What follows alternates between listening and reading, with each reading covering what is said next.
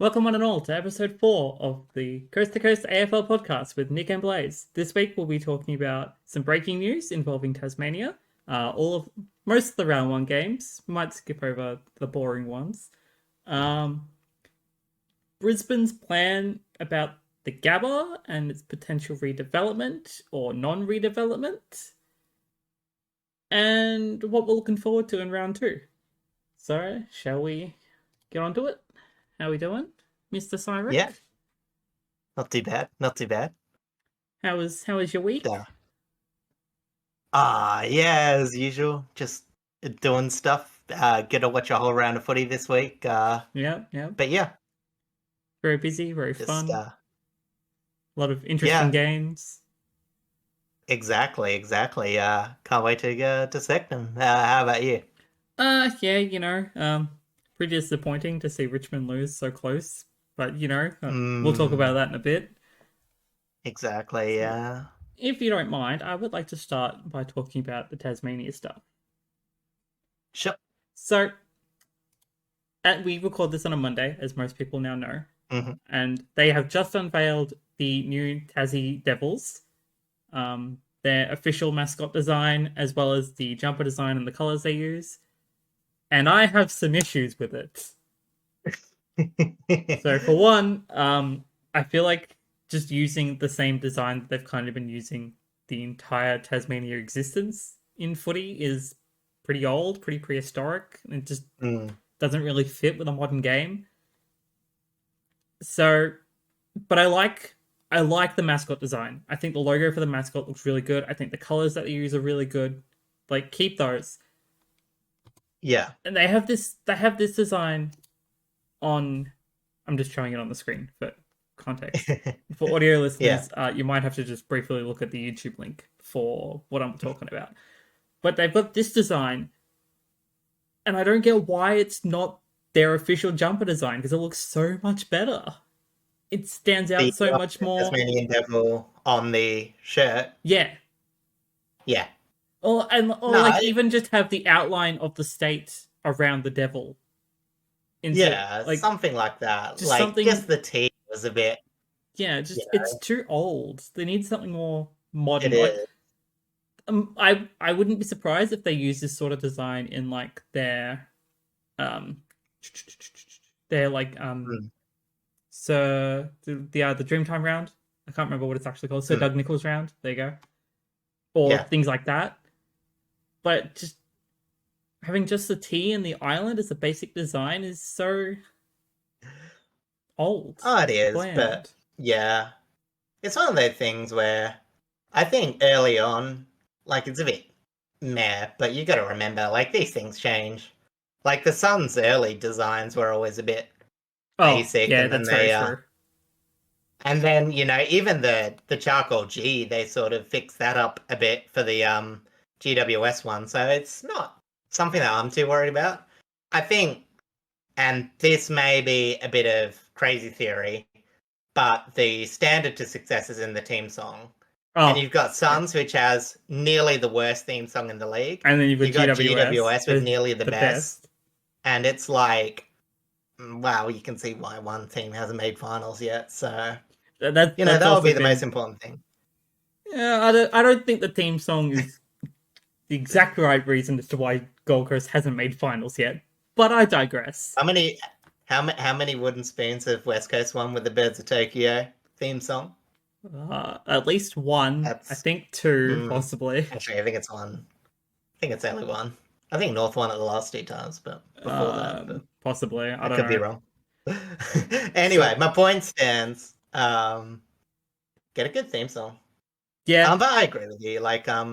Look, I think also the weird thing is, even the Tassie logo, because it's green on green, there's not much contrast to it. It'll just, on the TV, it'll just be blob of green, really. Yeah, I'm kind of just looking at it now, and it's just, you can't even really see it all that well. Yeah, it's which is why they have the island as yellow, because it does stand out. Yeah, exactly. So it's that's okay, but it's just a bit disappointing. As you said, if it had the island on the yellow with the Tasmania logo in it, yeah, then you'll be able to see it clearly. It's good, but it's gotta Well, change it up. we're not It's Tasmanian. a We can't make the decision. designs for them. Exactly. I mean, a lot of them are just happy to have their team, so Yeah, yeah, can't fault them. Um, yeah. all right, enough about that rant. Shall we move on to round one? Oh, sure, Do sure. we want to just go in order of games? Or we want to kind of just jump around a little bit? In order or ones you want to go off. I have mine in order, so Yeah, I've got it's mine in order as well, so may as well just go in order. yeah, I'll cool. start since I was the first game of the week. Yes. Carlton v Richmond at the MCG, the traditional round one Mm-hmm. opener, Mm-hmm. and it ended up being a pretty interesting game. I had a feeling that we would fight back a lot harder after losing to Gold Coast last week. Oh, Yeah. technically the week before, but point stands. But I wasn't Round zero. expecting us to go down to only 2 bench rotations and still have a fighting chance. Yeah, it was pretty courageous. But like I was very impressed just across the board. Like our stoppage and clearance game was very much above what it was against Gold Coast. So we went from 21 to 35 clearances across the whole entire team and 113 to 142 contested possessions, which is much better of an improvement. Um, Noah Bolter, what a man. Mm. Kicking 3 goals and then having to rotate back and then going forward again. He does it all. Here's the utility, really. He is Like, the dream it's a good old swingman. fashioned one. You have a tall person and they're slightly more um capable on the ground. You can pretty much plug them anywhere these days. Like, put them in the midfield if you really want to, but as I Well, I said, mean, he it's does just cover the ruck sometimes.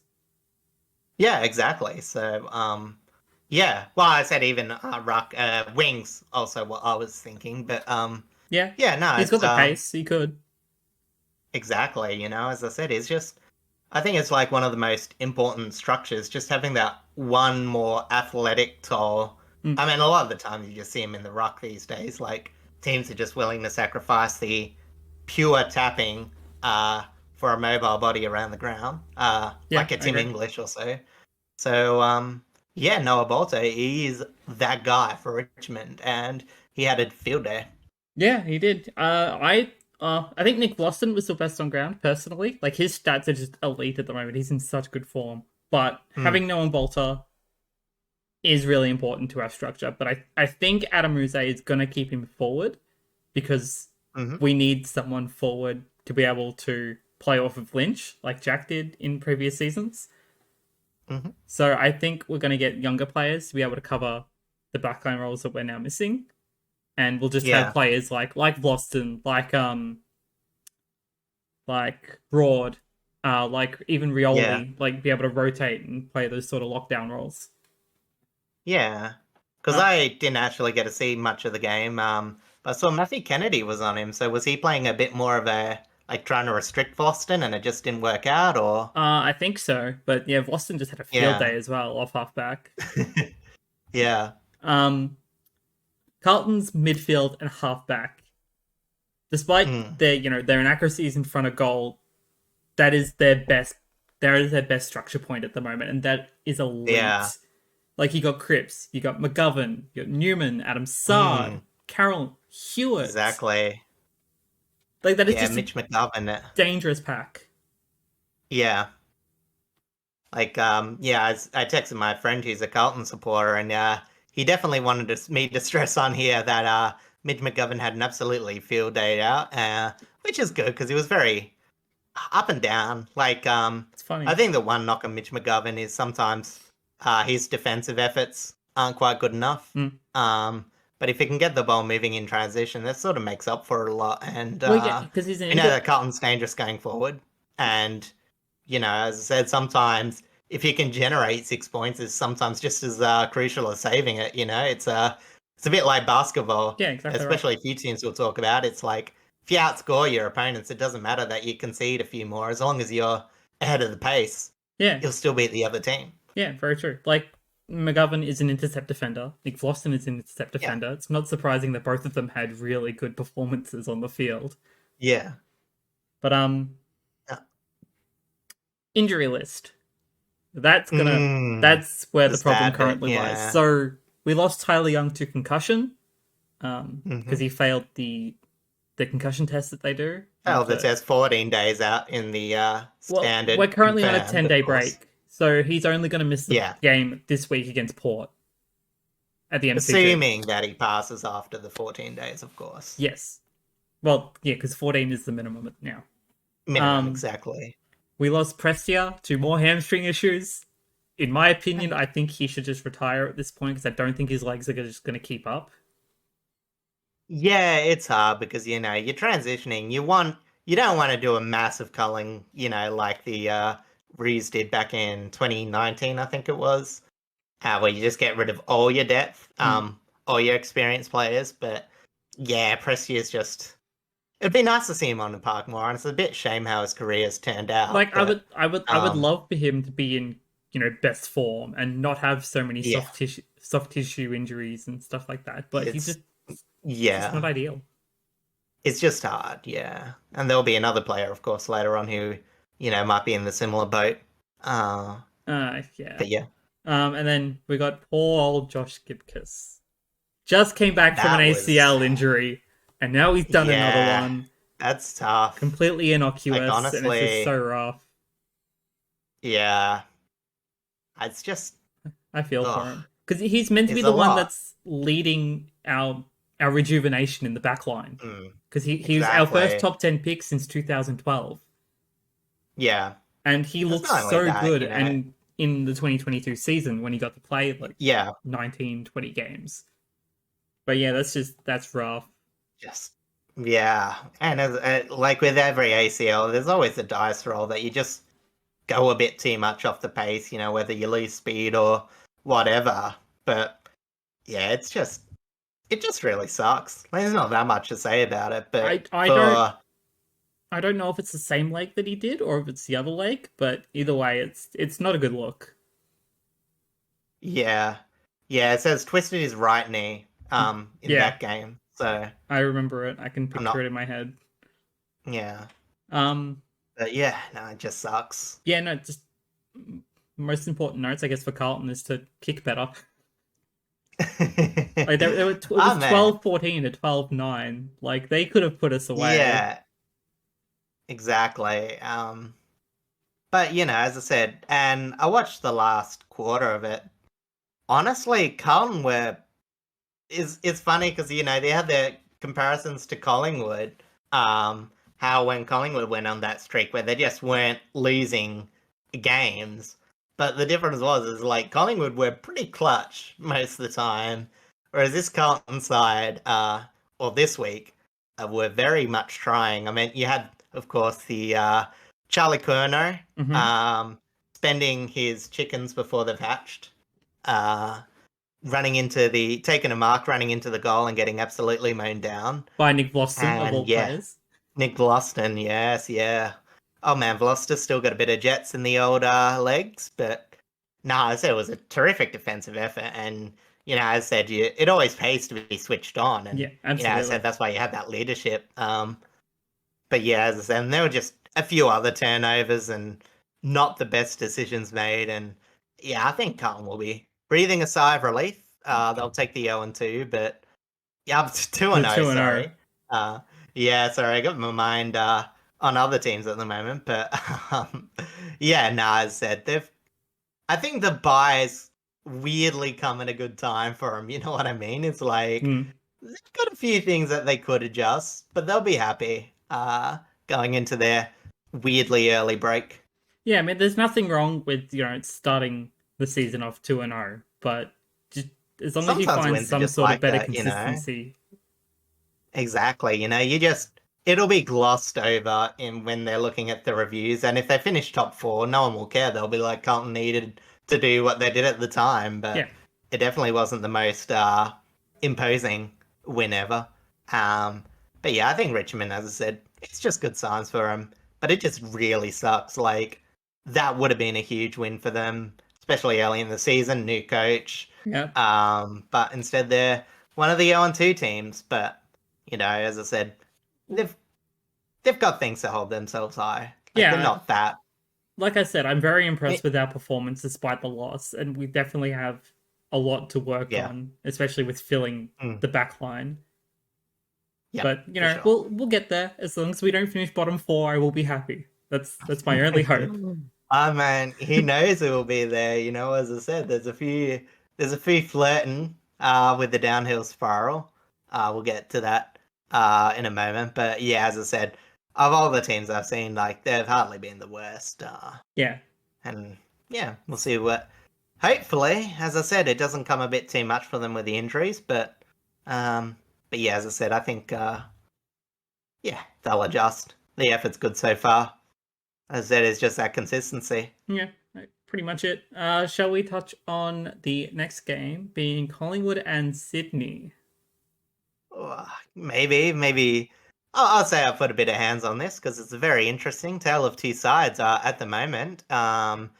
Sydney Swans continuing the strong New South Wales showing at the moment, going to the MCG, taking down Collingwood, who scored 10-9-69, while Sydney Nice. themselves scored 5-12, 5-12, 15-12, 102. Be really awkward if it was And 5-12.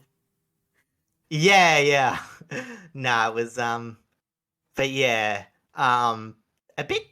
I think Sydney were a bit quicker to set up their attack than last week. They enjoyed the slightly drier conditions because early on, Amadi was pretty good.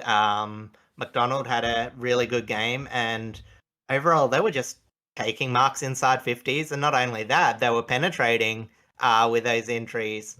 Praise Gordon, I've written on Friday night, so I won't forget him. He had some pretty good entries inside 50s. He hasn't had as much as a pill, but you would be silly if, you know, you were like, oh, overrated, he's getting locked down already. No, he's just doing what he needs to do. Yeah, he's like he's a high-profile role player, pretty much. Exactly, you know. So, as I said, not getting the pill as much, but I mean, when you got Heaney running around doing ridiculous things, you know, as I said, he's just doing the role and feeding some very hungry forwards at the moment in, as I said, Amadi obviously missed a few early, but was one of the good structural people. McLean got a bit more involved early. And, sorry, not McLean, McDonald. Yes, that's right. Sorry about that if I said that a few times, but yeah, and honestly, they were just generating their midfielders. Like, you know, as I said, someone else who supported Gordon, Chad Warner, absolutely feasted. 11 centre possessions, 3 goals, lots of score involvements, absolute gun. And yeah, it was. Although Collingwood took the ball out the middle like last week, you know, they had a few. It was similar to the GWS one where they still had a bit of the ball. The Sydney pressure just didn't let them execute. Chains were either ended up in turnovers or shallow entries to the forwards that were out of form. Unfortunately, Ash Johnson had a fairly down game, which has been talked about. And, you know, as I said, it's sad to see him get the amount of criticism he has, but it's definitely been a bit down. And yeah, the deeper entries were very well defended, I thought, by the likes of McCartan, who was absolutely feasting, and Melican, who I think, although he hasn't had huge amount of stats, is definitely one of the reasons why this Sydney defence has looked a bit better. He just wins a bit more of those one-on-one contests. So yeah, it was 90 marks inside 50 to 9 in Sydney's favour. And yeah, as I said, they just feasted. They just got beaten. Exactly. And it wasn't just that, it was just the comprehensive. Like, Sydney were very well rounded. You know, like, they're lesser players. I said earlier, Amadi got subbed off, which I thought was very harsh. Well, not harsh, but it was obviously a set plan, but I would have kept him in just because he was generating enough. I think Braden Campbell is his name. Yes, and Fox, so. you know, they didn't have as much pressure, but they definitely had, not pressure, possessions, but they definitely had moments. And yeah, as I said, and on the flip side, as I said, you had Ash Johnson. Sidebomb had an absolute nightmare of a game.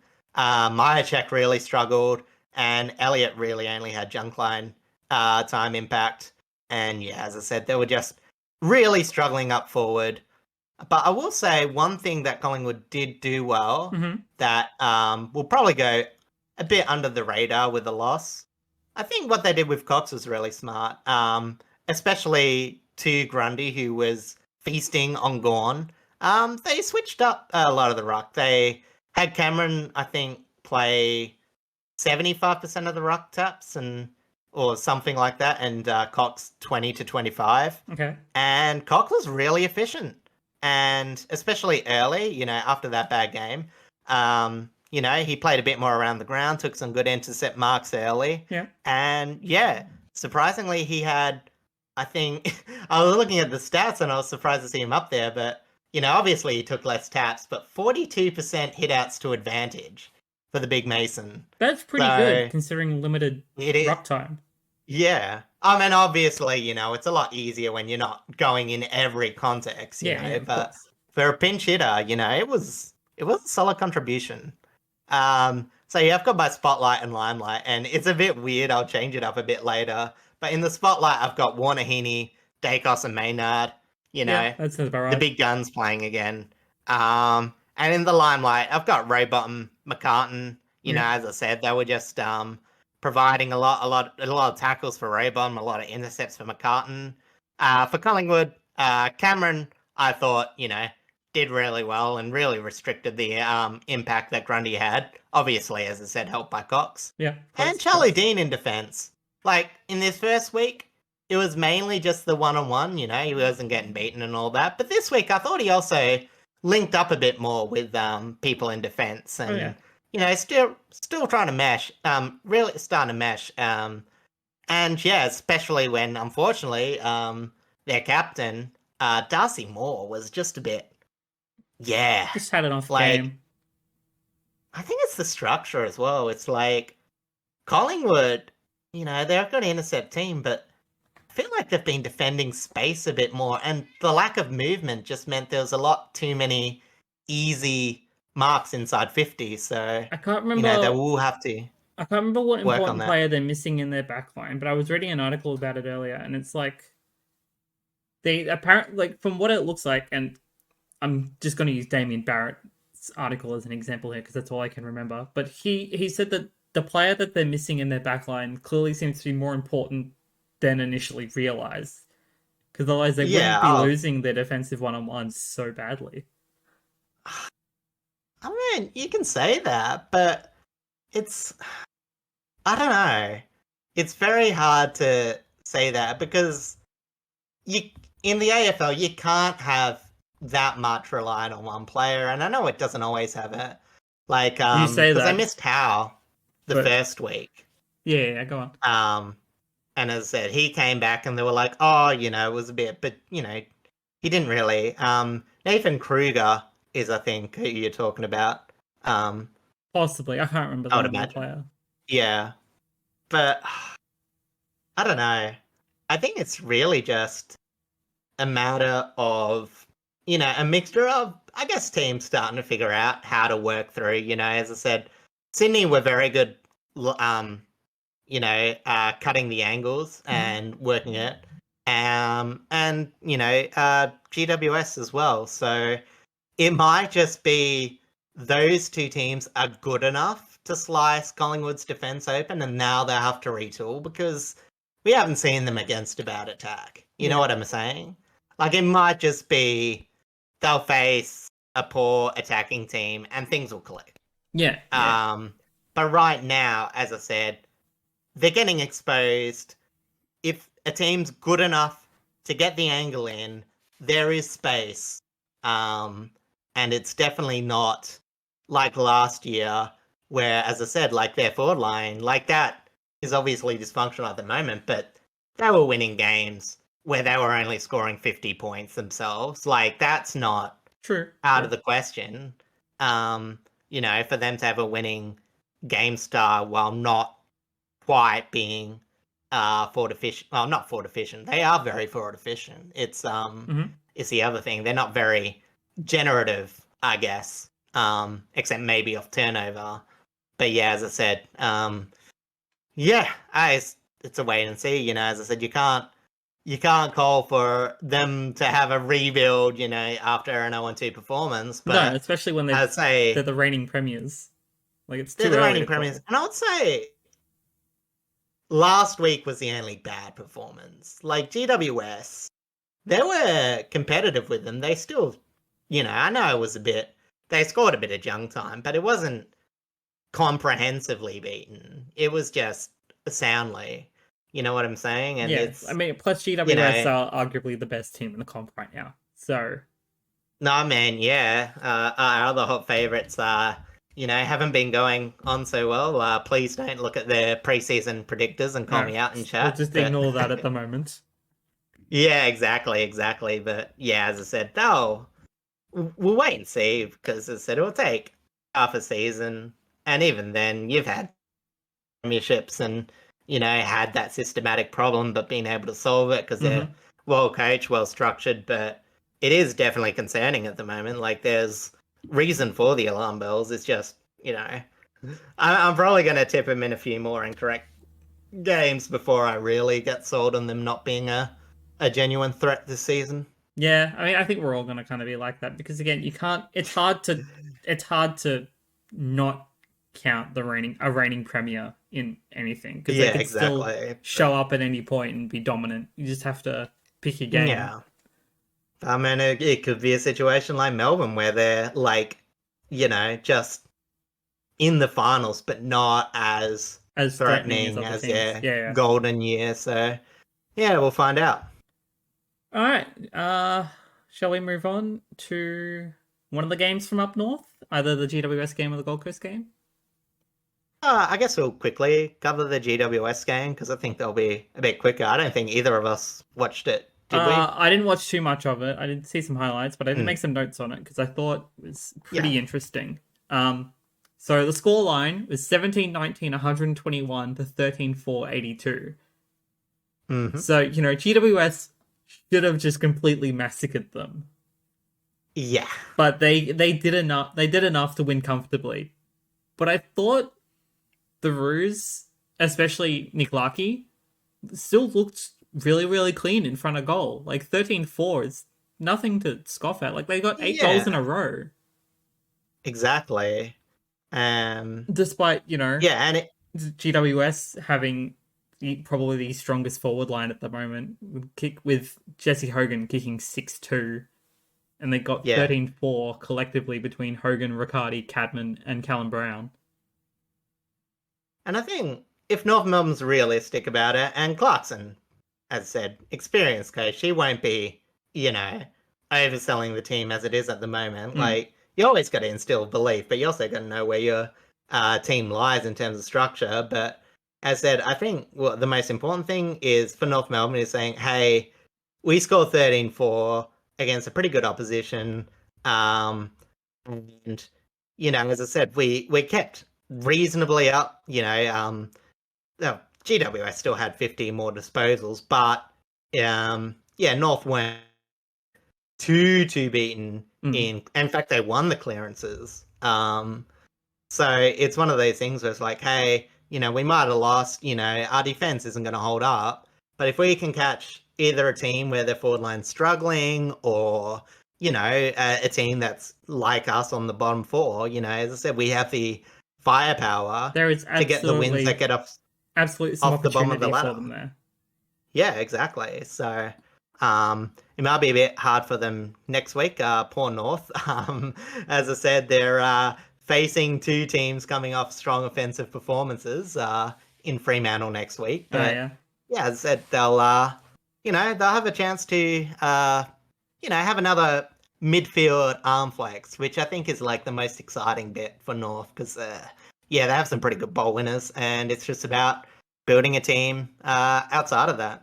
And that will take more than this year, but at least have the structure to where it will be a bit more plug and play instead of like an overhaul or a finding of identity, which was like more of the last few years. So essentially, the kind of a key note that I've got here is that they show a lot of promise, and I think they're actually a side to keep an eye on this season, just to watch their development. Like, obviously, they're not going to make top 8.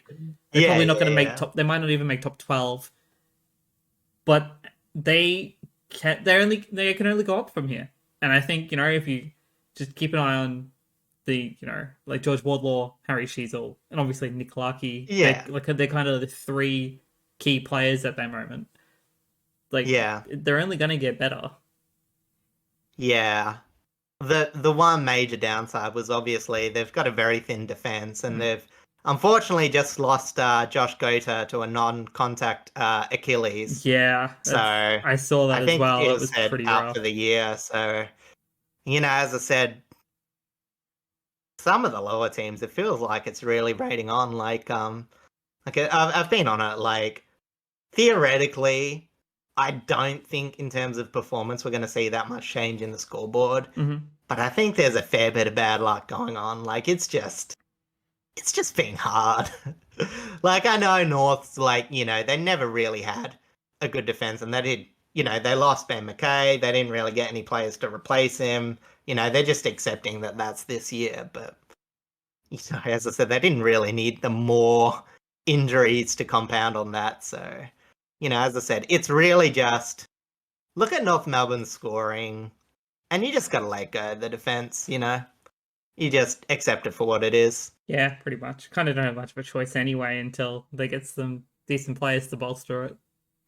Exactly. As I said, that'll be probably their next few drafts, bolstering out. Hopefully, maybe get a few role players looking to finish off their season at North, because yeah, they definitely need a bit more experience down there if they're actually gonna be a serious contender Yeah, for the whole 23 seasons. I mean, if they keep 23 rounds. if they keep up this decent sort of scoreline against good teams, like they'll attract some players that might want to go to North under Clarko. Yeah, and that's exactly it. As I said, you're not setting up for this, season, but you're setting up for a plan and a rebuild. And when you have someone like Clarko, who you can buy belief in, and it's while you can be harsh and say, "Oh, Clarko's lost it; he's losing so much." It's gonna have Yeah, a but look at the a side big that he flow-on has. effect in each off season. Yeah, exactly. So as I said, I think it's one of the things when they did lose.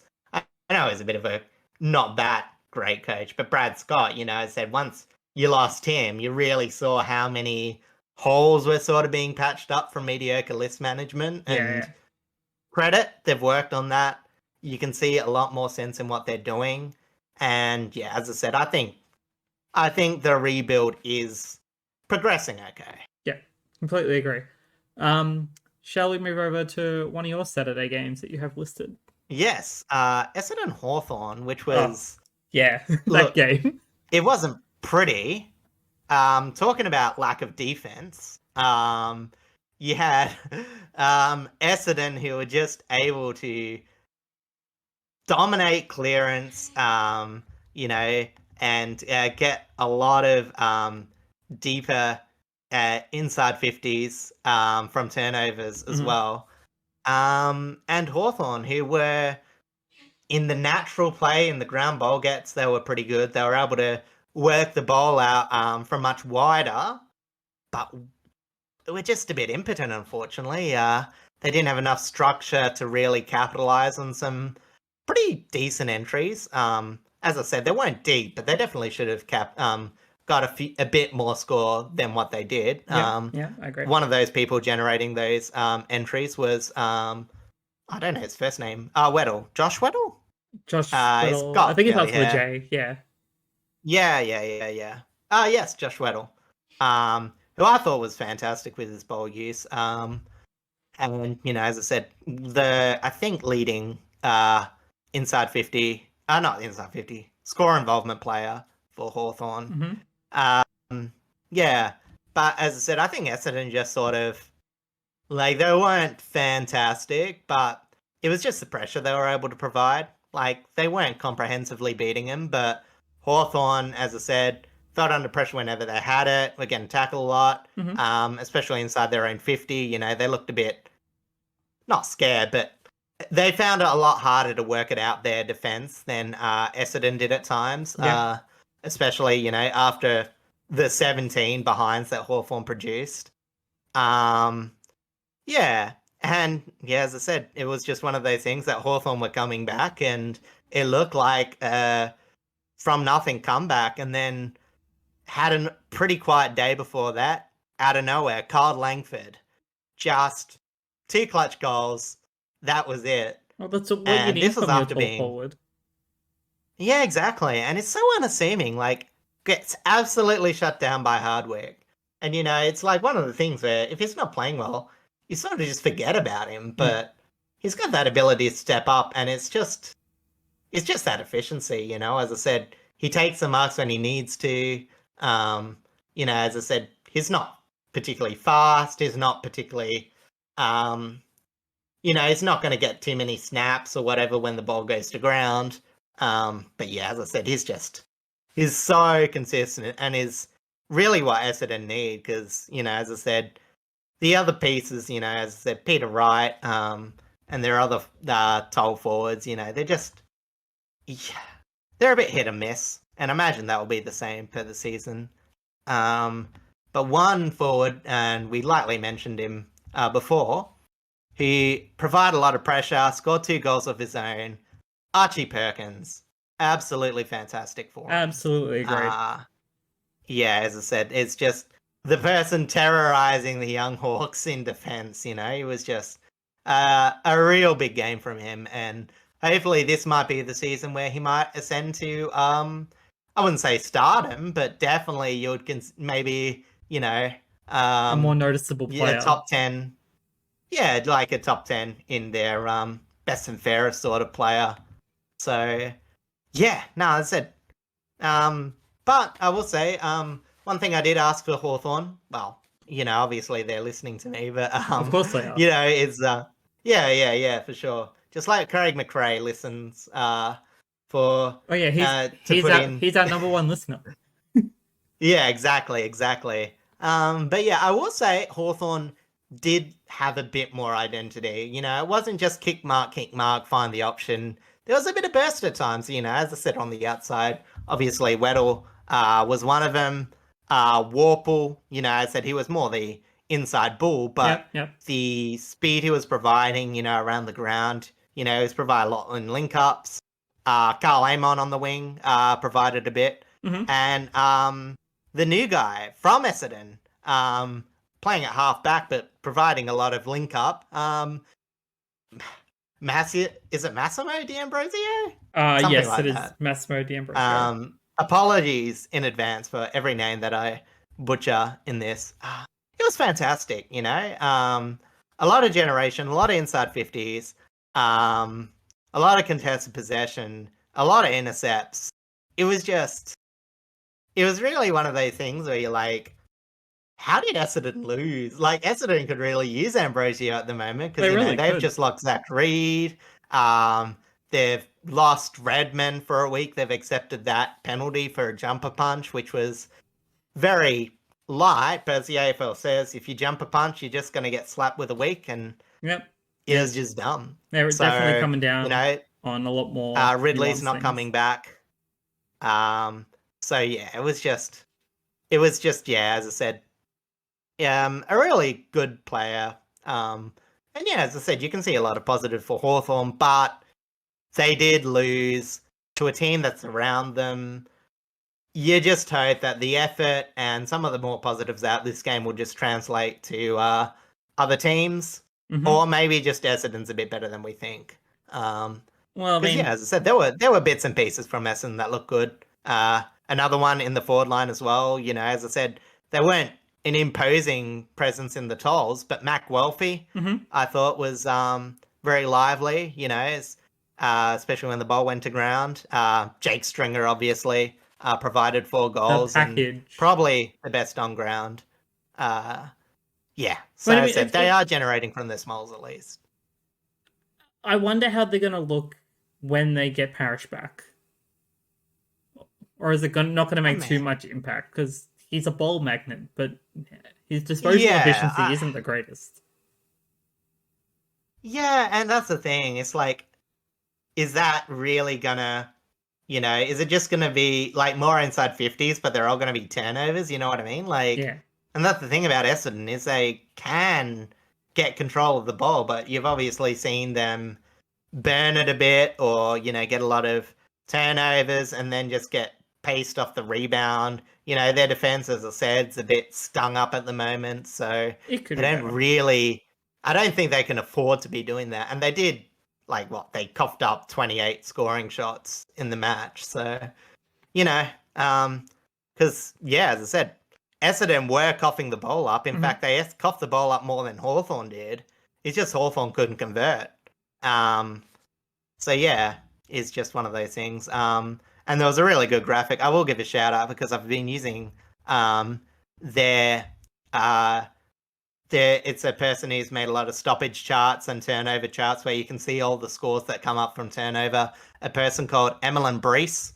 They produce a chart called their brand is Credit to the Boys.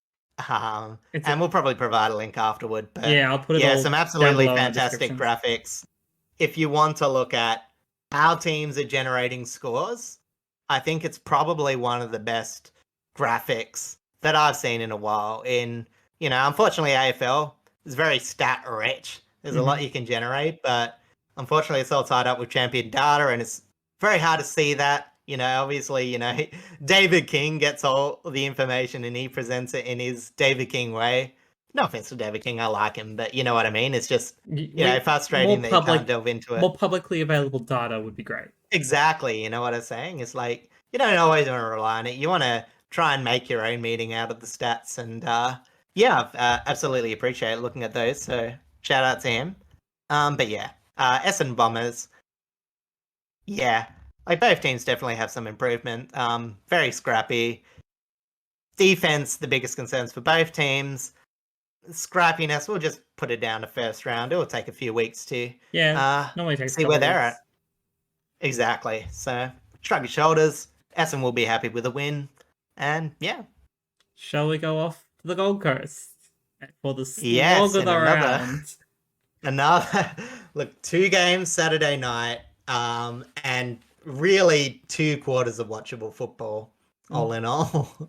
Surprisingly, the Gold Coast Adelaide game was pretty one-sided up until the last quarter. Yeah, it was. So it ended up being wet weather footy, which is why it's such a low-scoring game. That's usually what happens in wet weather footy. But wet weather up in Brisbane too.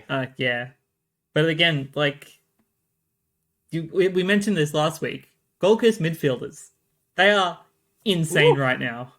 Noah Anderson, Sam Flanders, Chick Miller, and of course Matt Rowell. Together they had 128 disposals. Yeah, which is a huge number across only 4 players. Yeah, and 30 clearances to go with it. So they were just breaking backs. They were just bursting out of the midfield, yoinking the ball out of the ruck at this point. Yeah, no, I completely agree. They were just, when they were on, absolutely. And I think the disappointing thing for Adelaide is just how much they were getting smacked around in the contest. And as you said, it was those players. It just looked like the Gold Coast wanted it more. Yeah, and it's always hard to say that, because obviously everyone's trying on a football field. Yeah, obviously. But when you look at, as I said, but it's the pressure, as I said, when you go at it at that intensity and you're willing to put the body on the line, as I said, it's just, you get one team which is second guessing themselves and one team that's winning the contest. And, it's just like Matt Rowell, 20 contested possessions. And you're like, oh, wow, that's amazing. It's led by Mal. Tick Miller, 19. Yeah. They almost had 2 with 20. It's ridiculous. Noah Anderson, 12. Sam Flanders, 11. Braden Fiorini, beautiful role player. Powell. How Dimmer found him is in the rough amongst this team is insane. Wait, who's this? Flanders? No, Fiorini. Fiorini?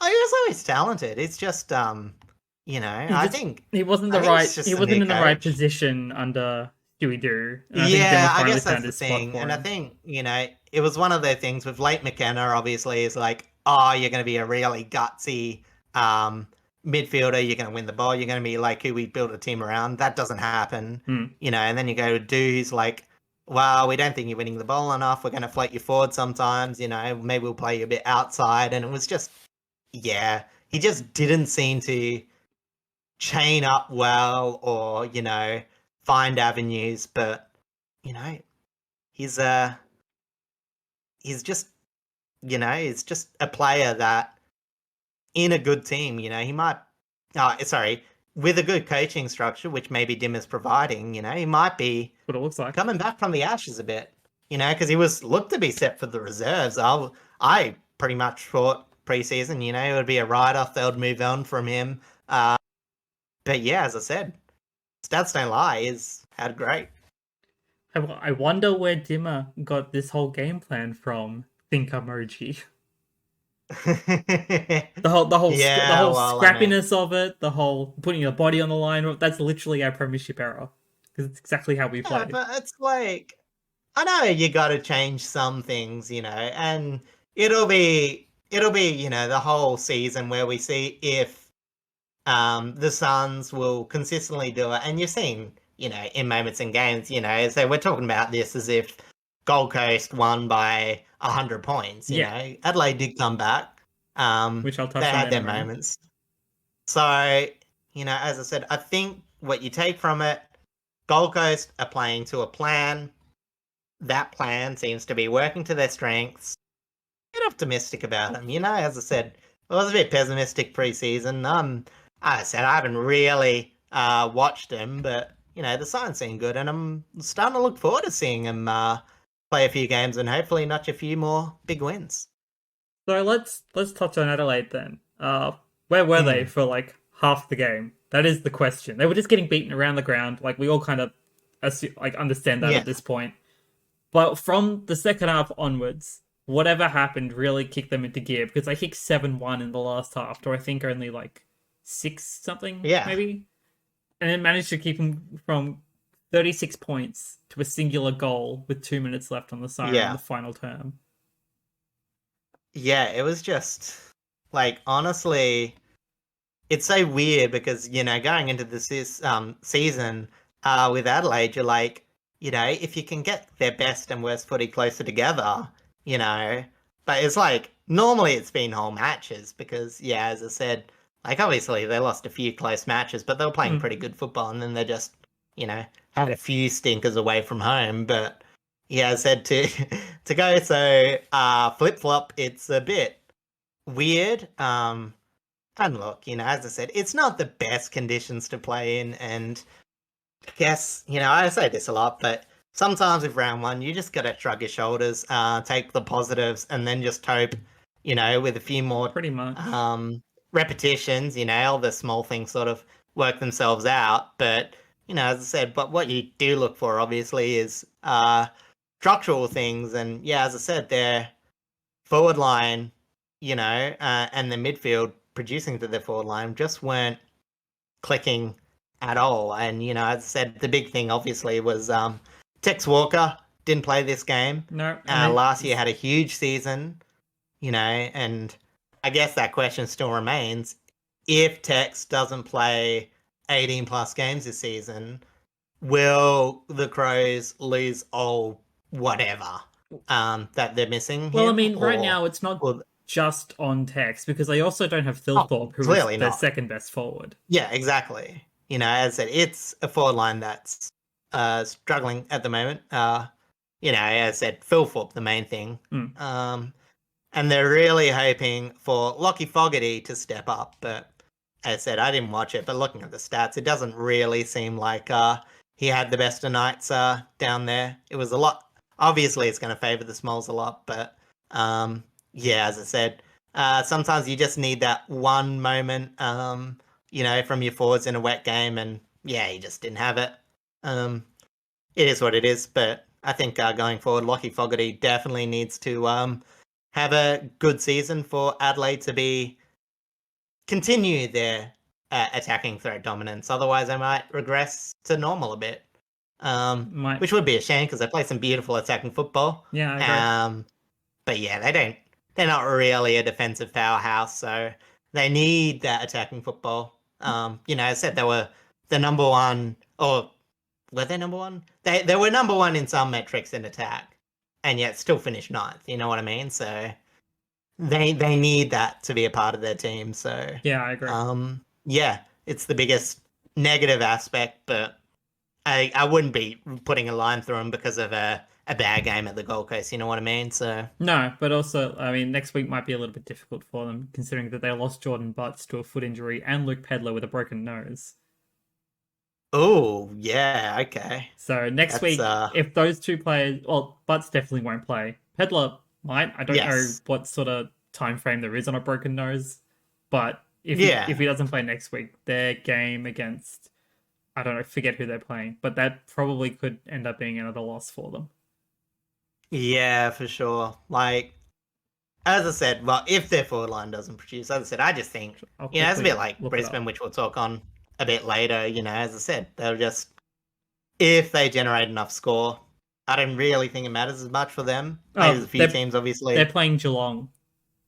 Yeah. Yeah, Geelong at Adelaide Oval, though, so we'll see. Could be. But yeah, as I said, we'll talk about a bit about Geelong in a second, but yeah, it's a game to really put your finger on at the moment.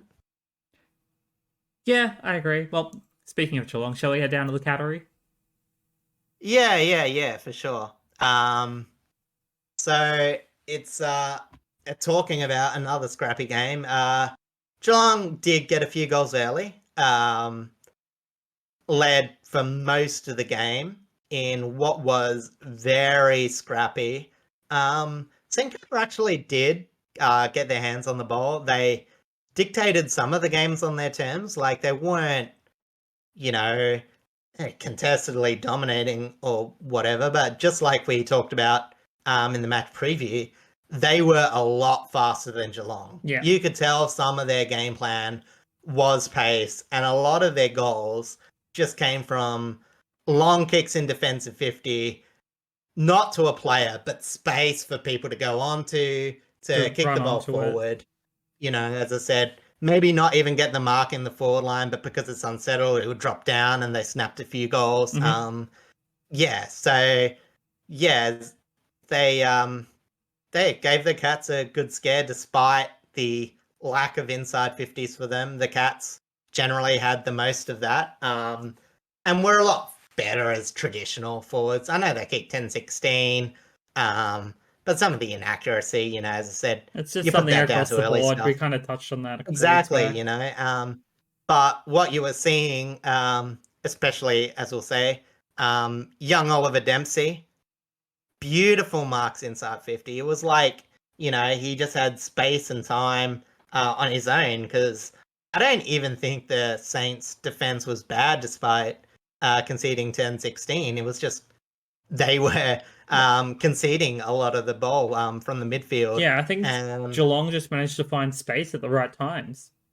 exactly. And honestly, like, it was hard because Wilkie still had a really good game, but Jeremy Cameron just kicked two. Like, one was a bit of a just happened to go to him, but just running forward to the boundary line, just snapping a goal, like, undefendable. Honestly, I saw the replay of that goal, and I think it could be goal of the week because he just kept running because it came from him in the midfield. He passed it it was an off and then took it absolute back. effort. And he said, obviously the contract, they were, wondering whether Freeman Tomahawk, whether they were too old to build the forward line around, but you can't deny their effort and you can't deny their generation because, while he was 2-3, Jerry McCameron still had a lot of scoring involvements as well. They're so smart with the ball. Yeah, like for a lot of his score involvements, he was playing like closer to the midfield point rather than in exactly. forward line. Both of them can come up. As I said, like, they've got enough crafty forwards. Where if the ball at least gets to ground, you've got Graham Myers, Bradley Close, that as I said, very prolific in distribution in that forward line. They don't often score the goals themselves. They can. Close is a bit of a better goal scorer, but Yep. yeah, so they just, as I said, they pass to people who kick goals. And as I said, purely in what do you call it? Forward line structure, Geelong were a lot better than St Kilda, but you'd expect that. But the good thing about St Kilda is, as I said, like last year, they needed to find ways to attack, And this year, it's looking to be the same. Like, yeah, it doesn't look good for their forward line. It could use a bit more help. Seeing Membry get a few was really good. And I think the more time he spends there, as I said, that will get a bit better. But as I said, in the meantime, it's enough. They kept it close to the Cats and Cardinia. So yeah, but yeah, as I said, they were very wide attack too, and they really needed that ball to come to ground because they weren't marking it inside forward 50. That's the main issue for them. Which is why I want to briefly touch on Mitch Owens, because I think he has that X factor that they need. There just needs to be more consistency going into the forward 50. Yeah, and as I said, it was a very wide attack. It was very penetrating, but as I said, he can take a lot of good marks, Machido. For his size, he does, but as I said, you can't just, he's still second-year player. Yeah, he's 19. I'm pretty sure. Yeah, exactly. As I said, you gotta be able to give him a tiny bit more. But as I said, it wasn't the best game for him, which was still pretty fine. But yeah, as I said, it's just they'll retool it a bit. As I said, it's just a bit too reliant on crumbing goals to think that's going to be reliable. But against a team that sort of outclassed them, and Saints obviously going to Cardinia, they kicked a few out in the fall. They struggle to adjust. It's very harsh venue to go. I call it Shoebox Stadium for a reason. It's very closed in. So, as I said, I'll give them a bit of credit, because I've done a bit of an AFL. I've got a mid-season rule change on you, so I've done the spotlight and limelight thing, but I've realised that a lot of the limelights were still in the AFL top players. So I've done it where the limelight players aren't players in the AFL match reports best on grounds. Because the best on grounds, Steele, Marshall, Danger, Stewart, Holmes. The sort of players you kind of expect. Holmes, exactly. Holmes was terrific on the wing. As I said, he was one of the reasons why there was a lot of offense generated. Stewart, obviously fantastic down back. And I thought Marshall played a very good role, provided a bit of forward option when there wasn't that much, just from both tapping and his own mitts. Yep.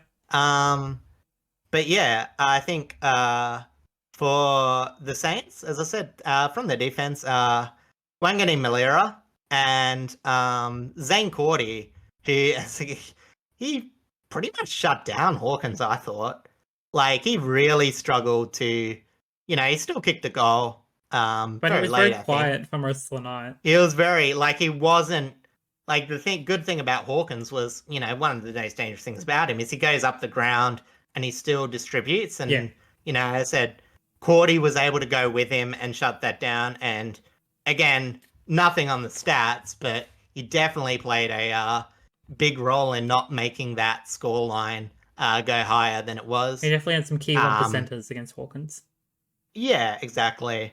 Wangadi Miller, obviously the two people off halfback, and I forgot to write in the spotlight, but Riley Bonner was also very prolific. A few clangers, but that's just who Bonner is. But definitely that excitement and generation you both saw from Bonner and Miller. As I said, if Saints are to be good this year, a lot of run will be generated off halfback, and they're the two people that can not only break the line themselves, but do that long penetrating kick to space to open up the game for them. And I think they'll be two very important players. And on the flip side for Geelong, I've got Koladajnij, who I thought was very good. That. A lot of Koladajny. I know. I like to pronounce the second J. It's wrong. I'm sorry, but it was absolutely fantastic. A lot of intercept marks, and were really frustrating the Saints forward line. And Mitchie Duncan, as I said, not forgotten about player, but he was very much a bit chippy, playing a bit halfback, sometimes pushing up to the wing, but he's just a player that was producing marks, getting marks up on the wing, allowing Geelong to set up their attacks, and a lot of the play was run through him. Yeah. And I think Geelong sort of need that player that's a bit older but still good enough with the ball. He's a very fit unit. He can run out game, and I thought it was pretty good for the night. Yeah, fair enough. I think that's all we really need to talk about for that game. So shall we move on to Port West Coast very briefly, because that'll be quick to go through. Yes, that will be. Obviously the Port bias, but I don't think there needs to be too much to say about this game. Hot conditions. Port Adelaide just seemed to overpower the Eagles, who did show fight, especially early on. I did catch something. I don't want to go too much. Yeah, I don't want to catch too much about the dream I had, but I had a dream where Port lost 80-40, and then West Coast being fairly confident in the first. They probably could have had their first lead for the season a couple of times. I could have had the first score, but so I did for probably about 3/4 of the first quarter. I was a bit worried, but you could just see Port Adelaide in the midfield. They were just too strong. Again, the Eagles are struggling a bit to get their hands on it. While Port definitely had those players. Ollie Wines was very much a bull. Willem Drew. And not only, as I said, because obviously Rosie and Butters were fantastic. They did what they needed to do. Yeah. But as I said, it was just the fact that it was 4 players. The Eagles couldn't get a break. And I thought Bailey Williams was, again, like last year, fantastic competitor. Like, especially in the first quarter. He generated a few of the scoring off his own taps and kicked his own goal as well. From the Rockword, I think. But yeah, so, it was good. But it was just, on the flip side, the Eagles just had a lot to defend as well. As I said, when you say defense, the back six are a bit maligned last year. I'll give them a bit of a pass because they were able to push Port up, and there was a reason why they kicked 16-24. Yeah. The other reason is that they're just terribly inaccurate anyway, but they at least had that structure to where they were making Port take the tougher shots. Yep. It wasn't just holes in the, center square where they can just kick it from the goal square. But yeah, it was just that defensive effort from the Eagles midfield. Port were able to mark uncontested. And it was a weird game too. Like, I don't know what the stats is, but probably I would say there were about 5 coast-to-coast goals for both teams. I think 3 from Port, 2 for the Eagles. You kind of expect it because it's a bit hot and you lose those 1-on-1 contests sometimes, but yeah. But yeah. And the only other thing to really mention, the new kids. Asava was a bit clumsy at times, but kept Darling quiet and had a few intercepts to boot.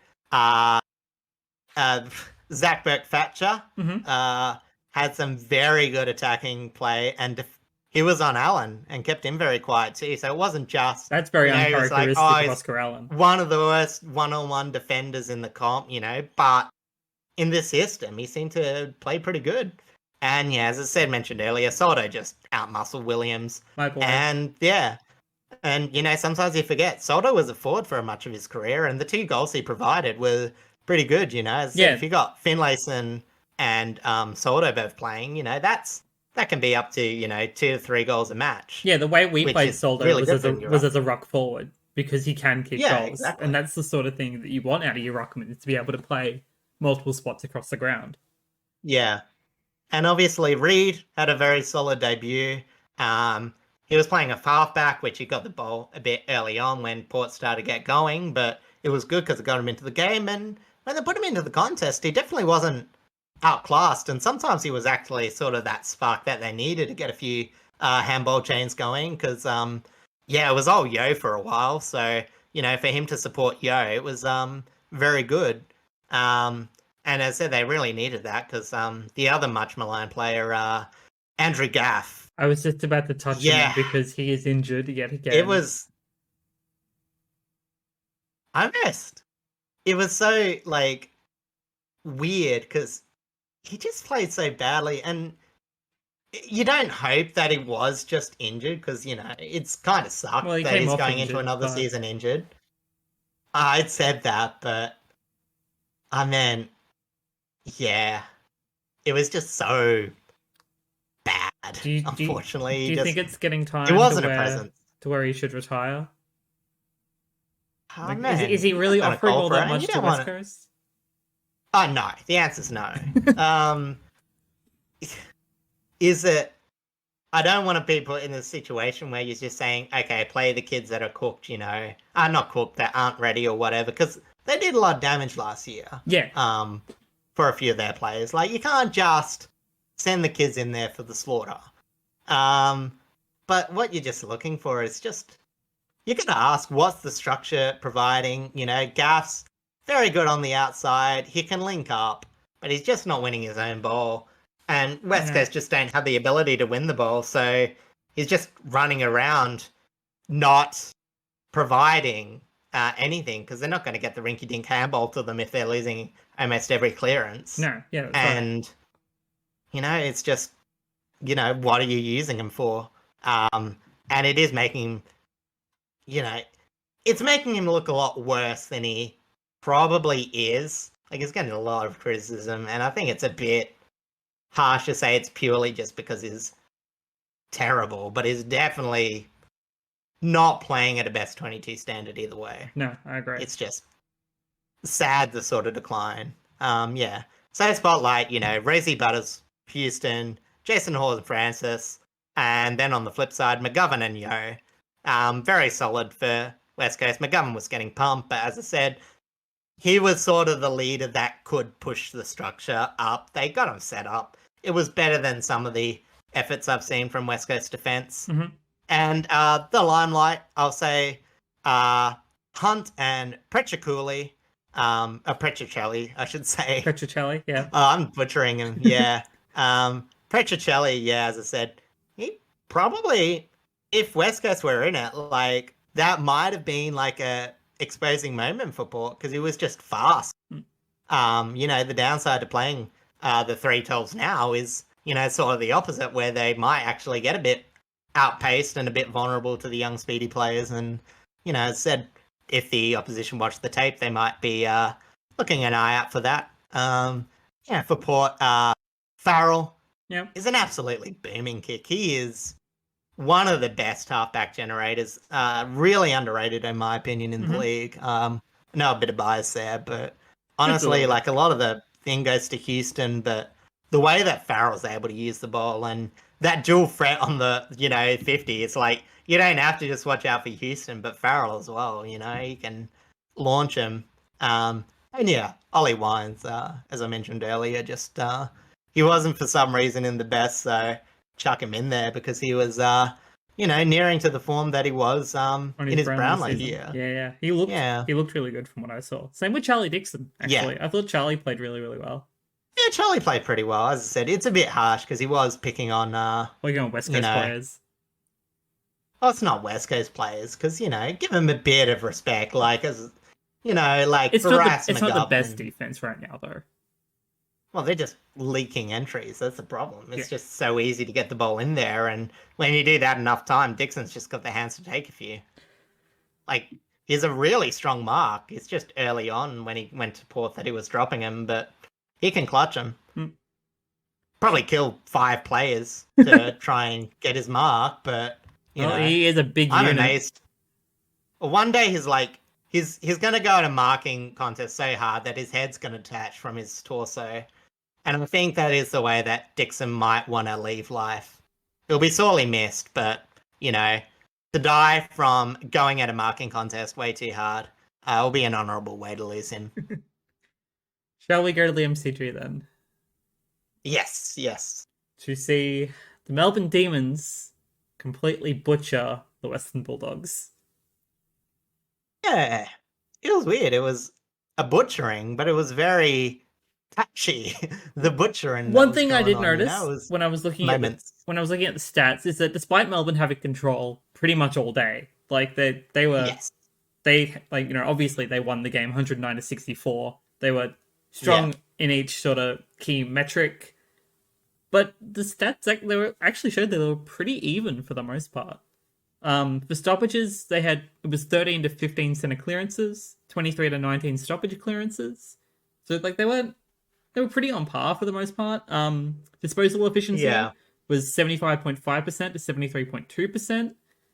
So Yeah. it's not like out of the question to say that the dogs can keep up with them. It's just all about being more efficient and being better in front of goal, etc., etc. The Yeah. usual sort of metrics that we want to talk about.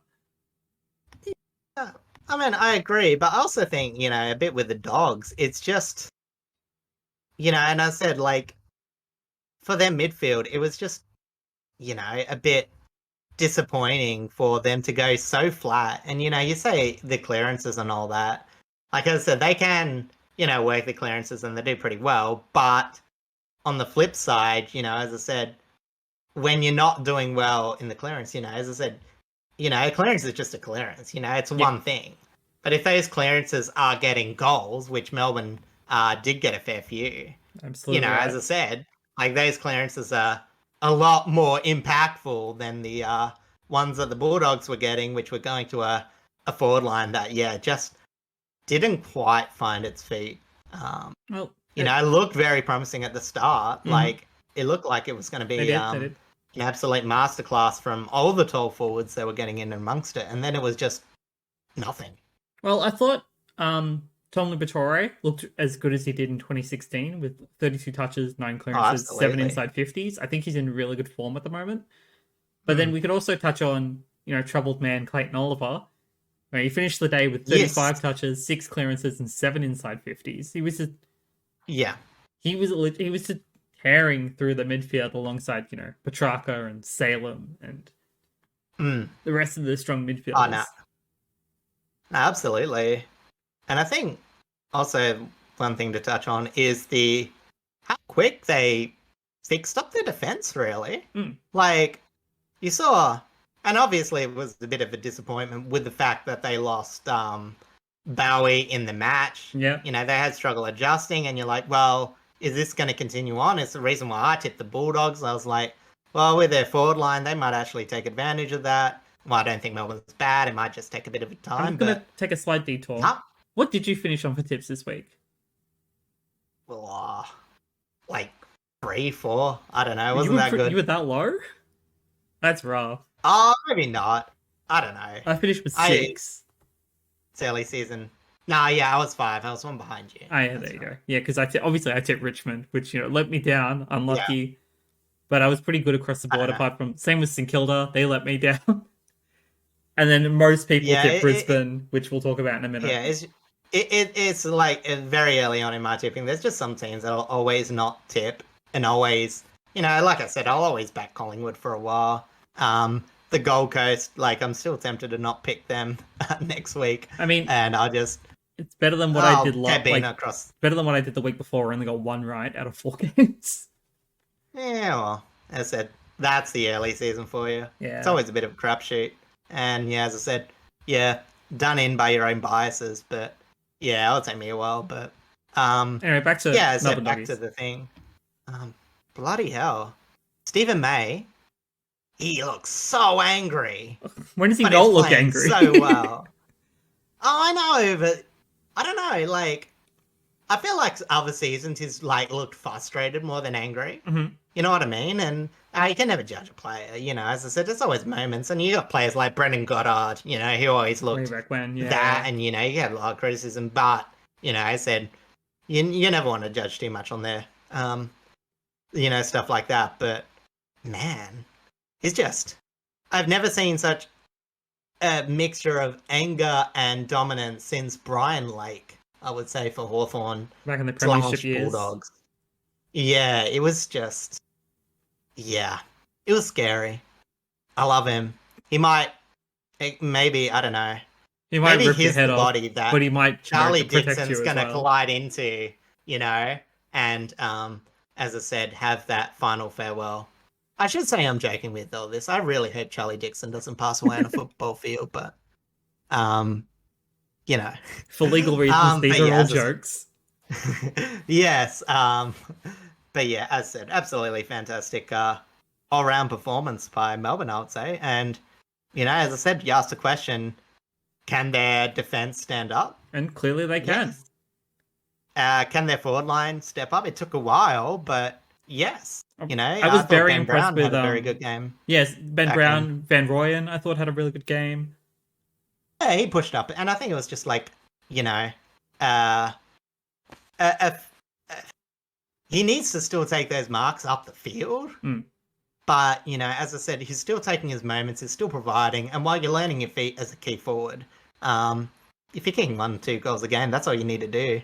The rest is just a learning process. Yeah, it's all about having that impact that's required. Yeah. Doesn't have to be a star performance like the midfielders have, as long as you have your impact. Yeah. And Jack Viney, oof, what a gun. I'm so hard. I do really like Jack Viney. At such an old age. Just impact. Like, you think, oh, he's just a hard nut, he just wins the ball and does, but he also gets involved in the score environments. Had a very good goal on his own. Love him. Yep, absolutely. Shall we touch on the last game that was over in the West? Yes, well, a pretty big game in the end. Yeah, not many people were expecting this to be a big game, but... No, like I said last week, I thought it might be close, but not in the way that this played out, and definitely not expecting such midfield dominance for Freo. And by the end of it, put it into perspective, that both teams only had 2 bench rotations in that last quarter. Yeah. No, Brisbane had 3. I'm they pretty sure the one app said sub, 2. and I don't remember. No, there was one sub. That was McKenna. McKenna got subbed off, and then I think it was Leicester or Leicester. It's like an L name. I do remember looking at it when the match was on, but I can't remember it now. All I know is that bench rotations were running low. Not Leicester, Gardner. Oh yeah, that's right. So Gardner was subbed off, and then Connor McKenna came off. But yeah, I don't think it was a big. I don't think that was like the big impact thing. No, Freo looked. I will go for it. Really good. We'll go through the game. Yeah, as I said, Freo 49-93 to Brisbane 10-10-70. And yeah, it looked academic early. Freo looked like they were going to get belted in the most Brisbane way forward, losing the clearances, getting a few easy goals from the contest. And then it just clicked. At that point, I think at the end of the first quarter, Jai Sarong, he was leading the possessions, but Caleb Sarong. He was leading the possessions, but he looked a bit. He had a few clangers, and you were like, well, And then from that moment on, I do not think he had another. I don't know. Maybe that's a lie, but honestly, I think it was like 4 clangers for the day, and I swear they were on the first quarter. I mean, when you break 46 disposals, when you break the Freo disposal tackles, record, you kind of 10 clearances, and it was just the stamping of an absolute midfield dominance. And I'm not just talking about the centre back. Every aspect, Freo were working harder. It was honestly at the time, it was like the preseason game against West Coast, where they just had really good ball movements. It was fast.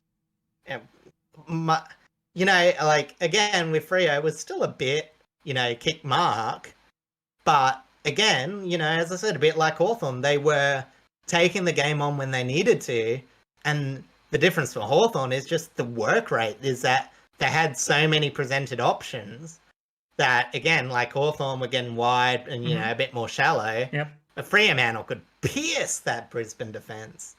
And that's where they really exposed them. I think because Brisbane, again, like you say, headed by Harris Andrews, and you say, Starcevic too, and you don't think they're not bad players down there. No, not at all. But they're definitely more working the ball out, getting that pace, because one-on-one, they were exposed. Josh Tracy, fantastic game. Jai Amos, he was taking marks. Not many possessions, but the ones that he could take, he could get a bit of space, and he just slotted it every time. Yep, I agree.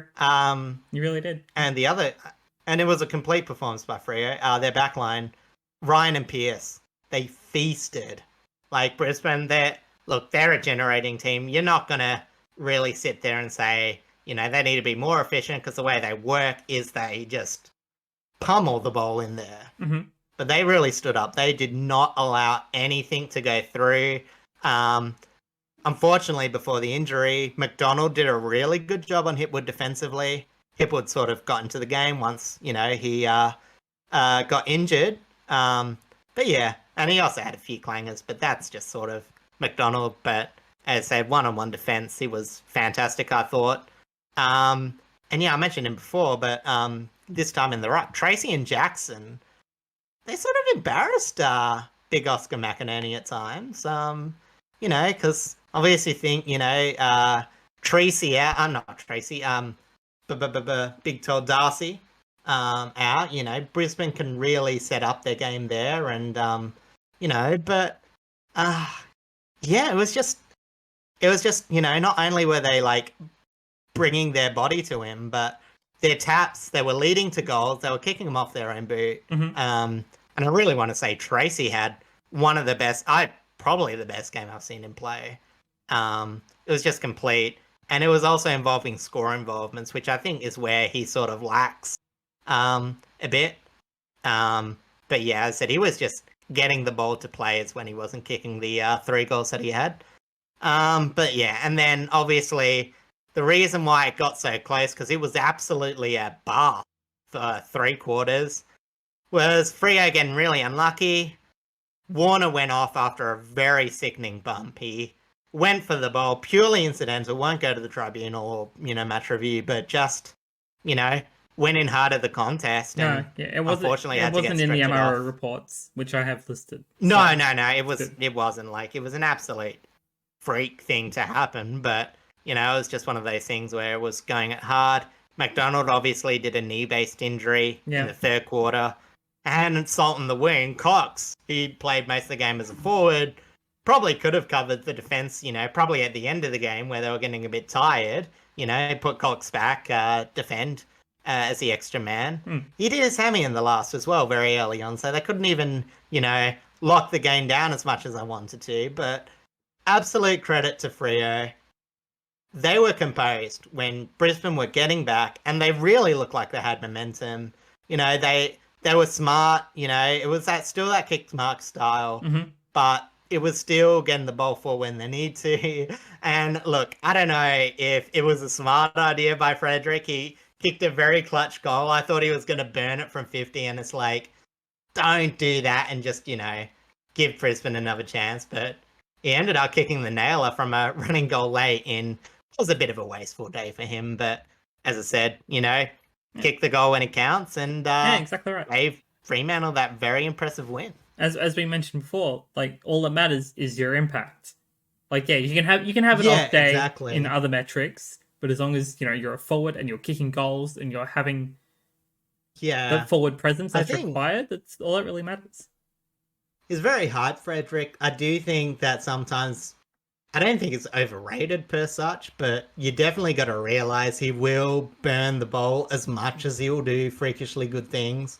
And I don't think that will really change. Again, as you said, it's just working those into moments, or if he does burn the ball, setting up your attack where you can, you can at least maybe lock the ball inside 50. Yeah. And stuff like that. Which they have players like Banfield who played a bit of a role.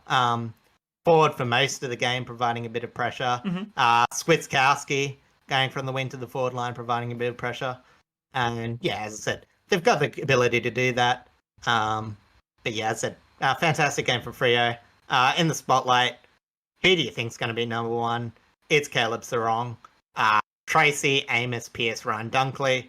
Honestly, I really only think Dunkley's the one worth mentioning for Brisbane. Weirdly enough, Harris Andrews, wasn't mentioned.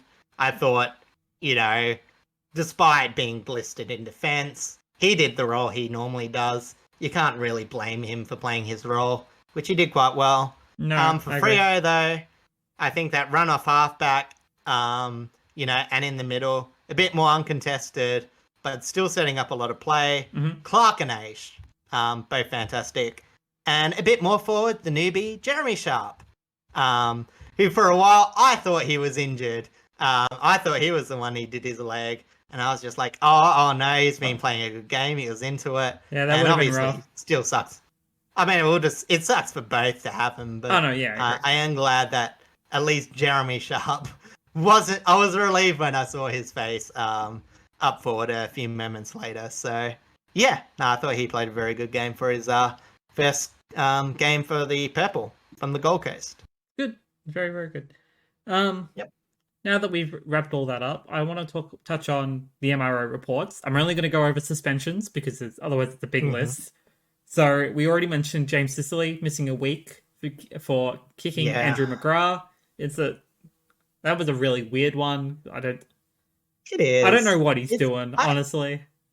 Yeah, it's like it's weird. It's like the whole thing. There's not enough impact technically for a week, but the whole thing there's like enough intent to cause injury, which is the AFL's new slogan in the tribunal. So I'm not sure if that'll get overruled. I'm going to say no, just from what I've seen, but it's just silly. I don't know. Then we've got he was he was very hot-headed. It was a very bad captaincy game for Sicily, unfortunately. Well, what can you do other than try and behave, Mr. Sicily? Well, it's been a while since it's been in MRA trouble, and you hope that it's just a one-off, a bit of a back on the wagon sort of thing, but, instead of a back on the wagon, sorry. Then we've got Mason Redmond. I can't remember. I don't remember what the saying is. It doesn't matter. Mason Redmond will miss 1 week for striking John Newcomb. Yep. But, jumper punch. Pretty straightforward. As I said before, jumper punches, they get a week now. Yep. It's you straight just gotta be week. Smarter. Malcolm Rose. And yeah, it was funny. Yeah, sorry, go on. I was going to say, Newcomb knew exactly after, because, he did the old head knock on Mason as he went past, and he's like, yeah, you stuffed up there, buddy. I got you. Then we've got Malcolm Roses Jr. from the Gold Coast Suns, who missed 1 week for headbutting Max McElhenney. Which I did see. Again. I did see the footage of that. It was kind of innocuous, but I mean, if you do something that's going to get you in trouble, you're going to get in trouble. Exactly. We're going to see more of them this year. As I said, they really want to get intent. Because they're judging other stuff by intent. A lot of the smaller stuff will get viewed in the same light. So, as long as there's more consistency, that's all I'm really asking for. Yeah, pretty much. And then the last one, which only came through earlier today. James Harms will miss 1 week. Former Demons player, funnily enough. Yes. Will miss 1 week for headbutting Stephen May, of all people. Oh, man. It's exactly the same. Very undisciplined, and he was very irate in that moment. But as I said, it's just one of those things where you got to get players so they compose themselves. But, as I said, it's, and Bulldogs might miss him a bit, but he didn't have that big an impact on the game. I don't really think so either. Games to watch for round 2. I'm only going to go over this briefly, but I've picked out a couple of games that I think might be pretty interesting to watch.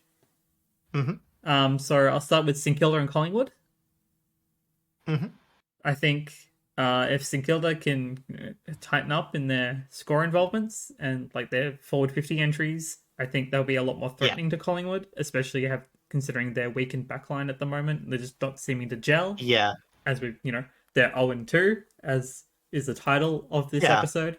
I'm not going to go too much more in depth. It's kind of straightforward in that assumption. Yeah, I got Collingwood by 8. As I said, I'll tip them until I'm like, terrible for the season. I'm not doing my tips yet. I'm just kind of waiting to see what happens with teams and stuff. But it's an early tip. It's an early tip. Next one I kind of put it out purely because I think it could actually be really interesting to watch North play up against Freo. Granted, after us just seeing how Freo played, I might regret making this a game to watch. But I think just watching the development of the young North players against a team who, they struggle with some injuries as they have in the past couple of years, but have a really strong core that's fighting hard to actually prove themselves this year. I think it'd be a really interesting matchup. Yeah, and I will say, again, Freo with the injuries, it might, and at home, it might be a chance to, just have a shootout. see what happens. Yeah, I mean, try and make it as close as you can. for North, And, you know, just give the ball to Nick Larkey, problem solved. yeah, exactly. I mean, I've got Freo by 37. Oh, yeah, It Freo will probably might win. be. I'll be nice to North. The blowout might come a bit later. Not that optimistic as you are, but yeah, you gotta hope. You gotta hope. Another one that I've got is Sydney and Essendon. Yeah, it's Because one I of mean, those things where Essendon don't look the worst. Like they look pretty alright. They just need to find a little bit more consistency, and I think the match against Sydney is going to really prove where they currently are. yeah, I'm the opposite. I don't think this will be close. Like Essendon do have a good run against Sydney. They have close and interesting matches. Some of the last, I don't know, 5 years, some of their regular season matchups, they haven't been impactful, but they've been very good to watch. But I just think they're facing Sydney without Redmond, Ridley, Baldwin, Zach Reed, all in defence. Sydney looking very good up forward now. Very true. I didn't think about that. Their tackling pressure and their wing play really need to stick up there because, you know, Sydney's not going to let you mark it too easily. And they're, you know, obviously they transition on the wing pretty well. So yeah, Essendon just need consistent midfield performance and they'll keep it closer. I do think it's going to be Sydney by 32-ish. Of course it's going to be Sydney. I'm not expecting Essendon to really win, but I'm hoping it'll be close. Look, maybe. And then the last one I have listed, and surprisingly, it's not Richmond Port. I have Doggies and the Gold Coast Suns. Yeah, I'm actually interested in this too.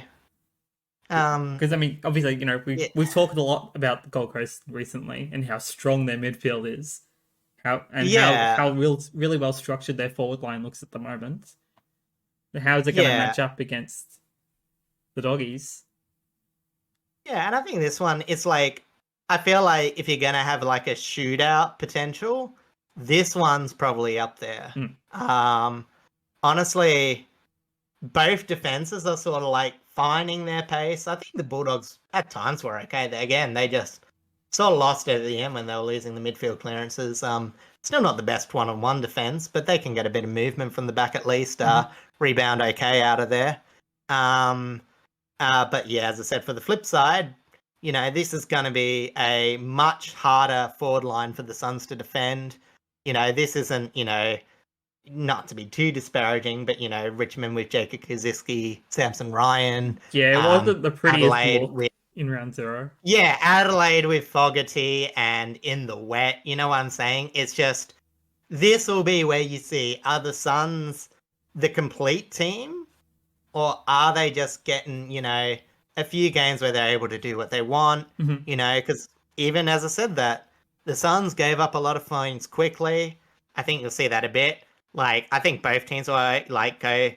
Like, I think this might be a run-on game where you might see a few teams go, like, 4 goals in a row, concede 4 goals in a row. You know, not that 1 goal each sort of thing. I think it will be a very momentum-based game. Personally, I got the Dogs going over. I think they'll recover a bit from the scrappiness of the first game. Still not overly impressed with the Dogs' overall season logistics, but I think they'll get one back here. But I don't think that's too much credit against the Gold Coast. I just think there's still a bit of question marks on, you know, their wins and how they've got them. But again, still very positive. I don't want to take anything away from them. Don't want to be a hater because, you know, as I said, I'm not tipping him or anything. But no, honestly, you know, this is probably one of the main games that could go either way. Yeah, as I said, it's just it's the Gold Coast. You always got to temper that early season dominance by them. You know, it's just you want to be wrong about them. You do, and I you know, but. Yeah, in our heart of hearts, we all kind of really want them to be that bottom team still. But no, they're just gonna eventually make their way up, and eventually, you know, they'll achieve their dreams. Yeah, exactly. It's inevitable for every team. Yeah. I'll just quickly run over the rest of them, and maybe one thing about the game. Adelaide and Geelong, I think, will be another good one.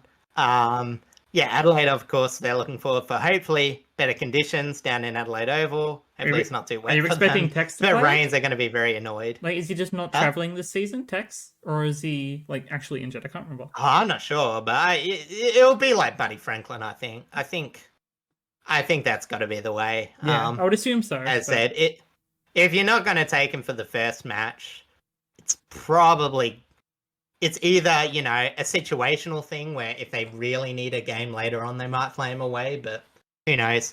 It's just so important for him, but we'll see. It'll take a few rounds to figure that out. I don't think they've said anything specifically. No, I haven't really But yeah, looked at Adelaide will be looking to set up their marking game, and Geelong will be looking to convert. I've got Adelaide by 10 just because they were so good last year home.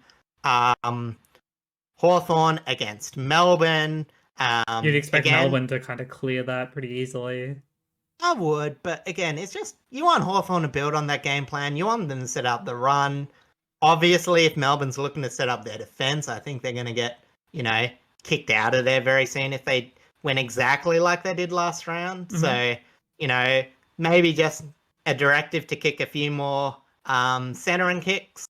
You know, try and create something. But yeah, as I said, I think Melbourne's pressure will be too hard to combat. But yeah, there's still a chance to build for them. Melbourne by 24. Yep.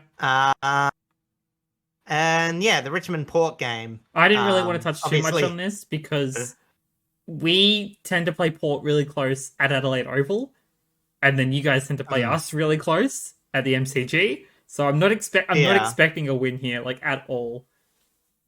Yeah, look, if you're going just on paper, I have Port winning by 33. I just think don't say that. I'm gonna be there on Sunday. You can be wrong. I tipped like I got a few things. Oh yeah, I think I tipped Brisbane to comfortably beat Carlton last week, so who knows? But yeah, it's look, they were brave. But yeah, as I said, the most concerning thing about Richmond is their defense. Yeah, they're up against one of the most prolific scorers in the competition with a defense that not only, just you know, still led a few when they were playing well, but has lost a few players. Yeah, so as I said, if they are to learn something from the Eagles, try and get Bushport up. Maybe get them to miss out on a few opportunities, and maybe if they win their own bowl hard enough, it might be a bit closer. But yeah, I said Port by 33. I got there as the early tip. And yeah, West Coast defense is leaking. The Giants are getting deep entry from dominant midfield. It's honestly, it could actually be worse than the prospect of the North Giants game that I did last week. Obviously, the defense of North is a lot worse than the Eagles, but the Eagles' midfield is a lot worse than North, and the Giants are just so good. I really can't see them winning by less than a comfortable margin. I've got 45. It could be the first big loss for West Coast, even at Optus Oval. It's just, yeah, the matchup isn't good for them as both teams are playing at the moment. But yeah, we'll see. And I should say, if you're not aware, there are 2 buys this week, one for Brisbane, one for Carlton. Brisbane licking their wounds, Carlton looking at the Bullets that have just gone past them and thinking, oh, geez, that was lucky. Yeah, they go up against North the week after, so they want to really try and focus up on at least their goal kicking accuracy.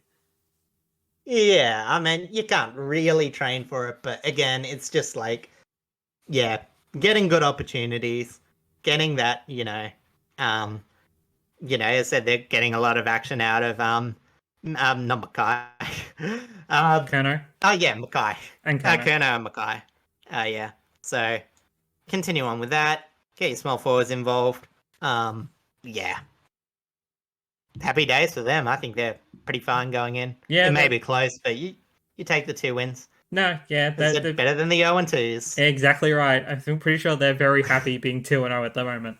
Yeah, exactly. Before we finish up, I want to quickly touch on this article that I saw about it ties into the Brisbane Olympics coming up the Gabba, yeah. in 2030, I think is when they actually have it. I can't remember. Or it's Yeah. 2026. I cannot remember at all. Dates are just Yeah. escaping me. So what pretty much is going on is that because Brisbane is hosting the Olympics, they're trying to do a bunch of upgrades, try and make the city be able to actually support the Olympics. Like when I've been up there earlier this year and last year as well, they're pretty much just doing a bunch of transportation works, fixing up roads. Hmm. Um, but I spotted this yesterday about them wanting to scrap the rebuild that we're going to do for the Gabba, which was branded too expensive at $2.7 billion, which is a lot of Yep. money, and the Gabba Yeah, probably it is. probably needs like a A rebuild lot, anyway. yeah. Um, and instead they're going to build a $3.4 billion brand new stadium out in Victoria Park, which Yeah. which I mean, it's not a bad thing. Be able to have more stadiums, be able to No. host more sporting events. Like that's why Melbourne has so many stadiums. Like Yeah, we host the exactly. Australian Open. It doesn't use a stadium, but we host Yeah. the F1. We've got all these sorts of sporting events that Yeah. we built for. So it makes sense for Yeah. Brisbane to want to do the same thing. And it mentions in the article that they're going to have like 4 billion residents in 15, Yeah. 20 years, which is massive for them. So, getting more venues, more Yeah. fun events, getting more people, more revenue flowing through the city. It's Mm. not the it's a pretty good idea. It's just, got to make sure you have all the funding, you don't fuck over. Apologies for the swear. Yeah, You don't honestly, ruin. I've got the mixed feelings about it because, as a sports fan, like it makes sense, Brisbane, the Gabba is just, I mean, Oh, it's like Optus 2032. Stadium versus Subiaco Oval. Like, it makes sense. Subiaco was a pain to get from public transport, is outdated facilities that, boost up the cost because it's so bad that you have to take it down before you build. So I can understand them wanting to make a new stadium for Brisbane, for the Olympics and all that. Mm-hmm. But it really, like, in terms of the benefits for Brisbane itself, I don't really know that it's worth $3.4 billion. Like, No, not as in the stadium, like that's going to be great, but it's not a big market for the AFL. it's Like, a 50-50 they're market for the essentially, NRL because they've got to compete yeah. with Sydney for it Um, anyway. And, as I said, with the Olympics, and they're like, oh, we can use it after, and, it'll generate tourism dollars. But they actually find that a lot of that money, it's sort of like, it's not the outside revenue in tourism is a lot less than you think. Like, a lot of it, when you think about it, it's 3.7 billion for something that's going to be open, what, Half of the year. 13 rounds, Yeah. maybe 16 if there's a finals, and they're going to get, maybe 14,000 average if things go really well. It's not looking to get that back. As I said, if they are going to build it, I really hope that they've got other entertainment plans for it. Otherwise, I think, as I said, it's more the taxpayer getting screwed over in it. But yeah, as I said, for the AFL, it makes sense. Yeah, because the article For says that Queensland, the Lions would move to the new venue if it is built, because it'll probably have a bigger capacity.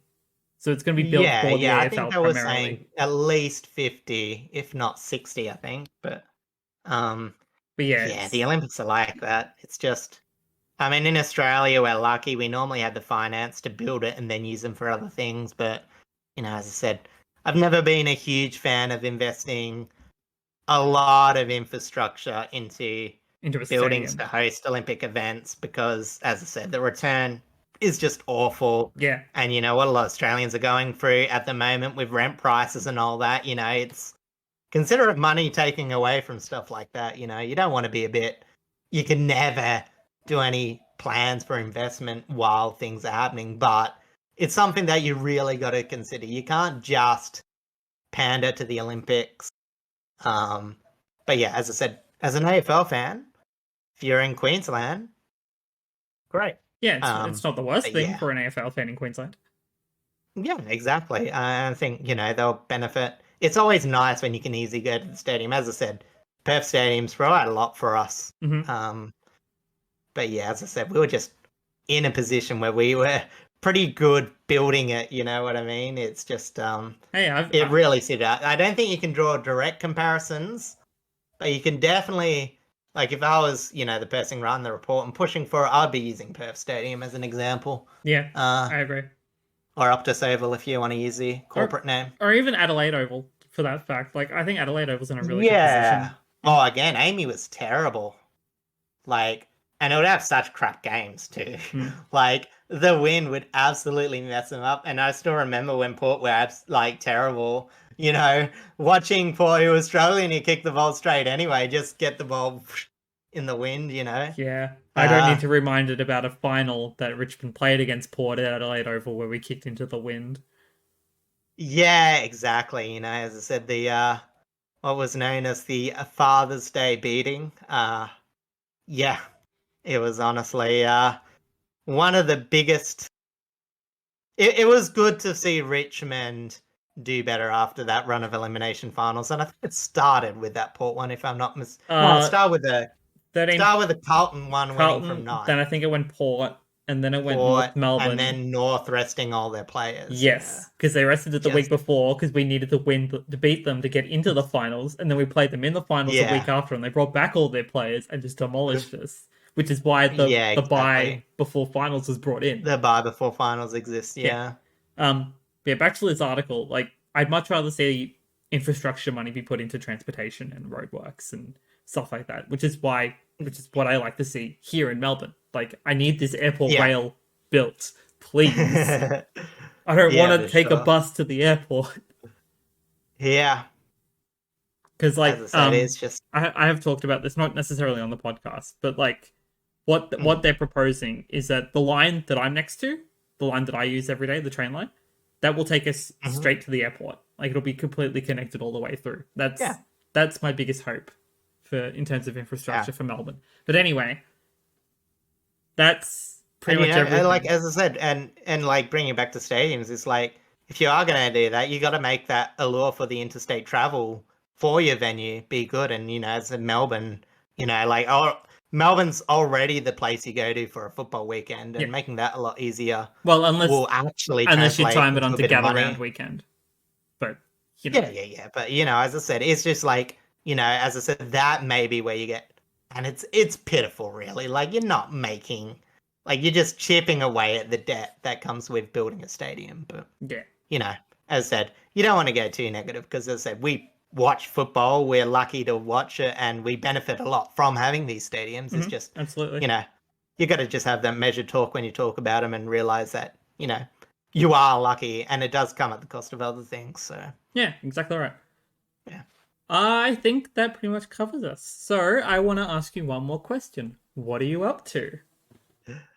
I was not all that much, as I said. I've been doing a few things. As I said, trying to tinker with making my notes. I think I've got a few things that I'll do differently for writing notes for next round.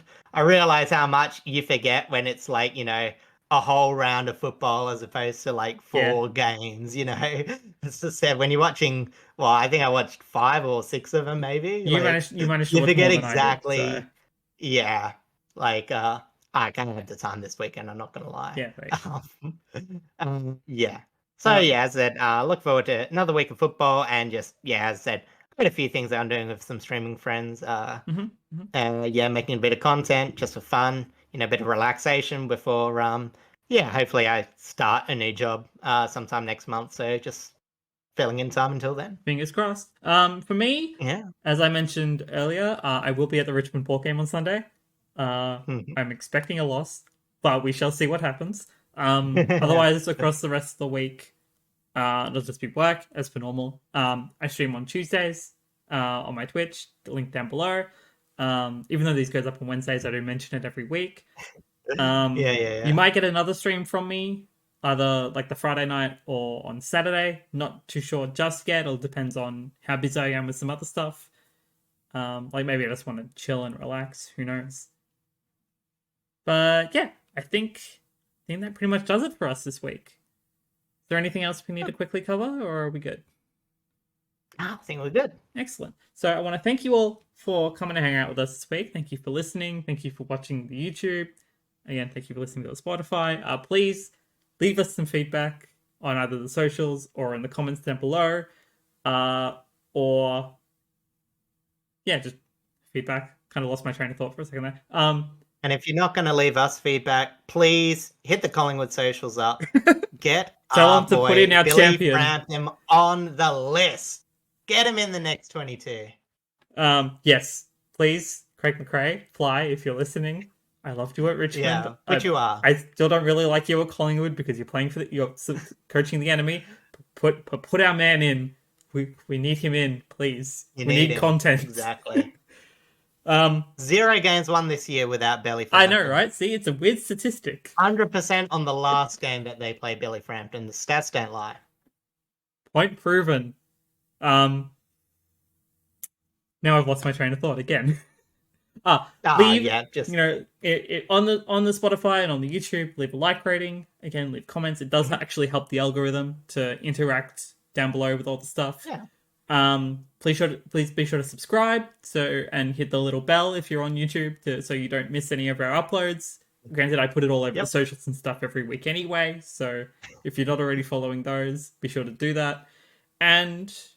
Or if you're in our friend groups, we kind of send the link out just as a promo thing anyway. Anyway, thank you all so much, and hopefully we will see you all next week. Catch ya.